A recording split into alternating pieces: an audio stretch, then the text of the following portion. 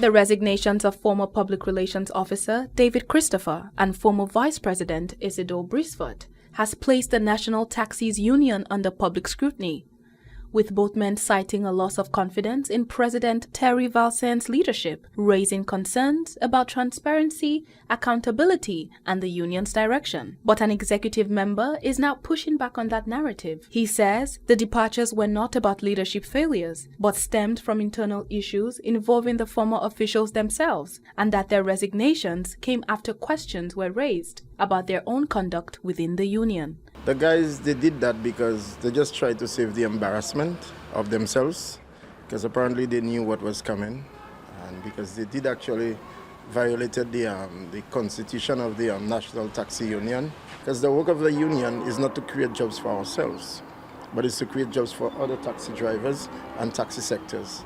Okay, so that he did, and then we were supposed to, did call him to a meeting where we could have actually discussed it with him and stuff like that, and he never showed up at the meetings. The internal dispute, according to him, is the true reason behind one of the resignations. The gentleman, Mr. Christopher, he did not attend so many meetings because he knew what he did actually.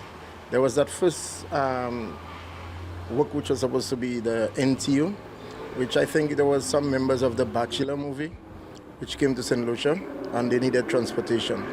So whosoever from the ministry is responsible for that work, actually they approached him and they gave him the message for the National Taxi Union so he could go ahead and provide the transportation business. So what he did actually, he took it for himself and he made some allegations stating that he could not have found the president to speak with him about it. But I mean, there's so like 5 other members of the National Taxi Union. You can sit down and, discuss it and let them know something is coming through us. Richard further stressed that there were no issues of transparency on the president's part, but rather on that of one of the former members. The second thing he mentioned actually in his speech was that he wanted to make it sound like there was no transparency, so he could not have worked with the president. Now, I think to me there was too much transparency. My reasons for saying that, he knew all along what we charge the Ministry of Tourism and Events in Lucia for Jazz 2025. He was one of the guys with the National Taxi Union who went on the table negotiating the prices and doing everything. So he knew very much what was happening. So what he did actually, he underpriced the government stipulated prices as to what we sent last year, and then he applied for the job and then he got it. So if you looked at it, it's a bit of conflict of interest, because you can't be a member of an association, an organization, and not just a member. You are a board, you're a representative. You're one of the guys who's supposed to be leading by examples. You're one of the guys who the affiliates are depending on, you understand? And then you go about doing that. So it's just not right and it's not nice. So if I have one word to describe that, I would say greed.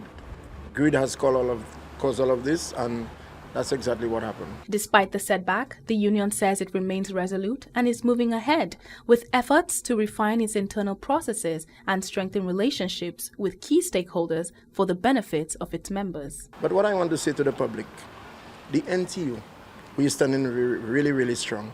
That have not shifted us anyhow, As today, we had a very good meeting with some of the affiliates and the taxi associations, okay?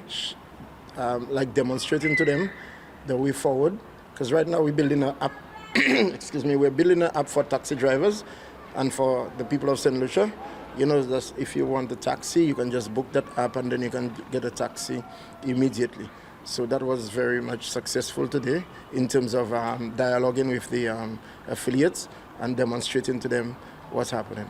Our next step is to meet again with the Ministry of Tourism, okay, for our new calendar year, especially the new cruise ship season is coming. So we need to go dialoguing with the Ministry of Tourism. And I must say hats off to the Ministry of Tourism. They have helped us a long way and they're interested in still working with us in spite of the 2 resignations, all right? They're still working with us, and I must say, plus to the Ministry of Tourism and the Minister himself, we work all along each other, and I think we're going to reach somewhere. I'm Christabel Obi reporting for Hot 7 TV News.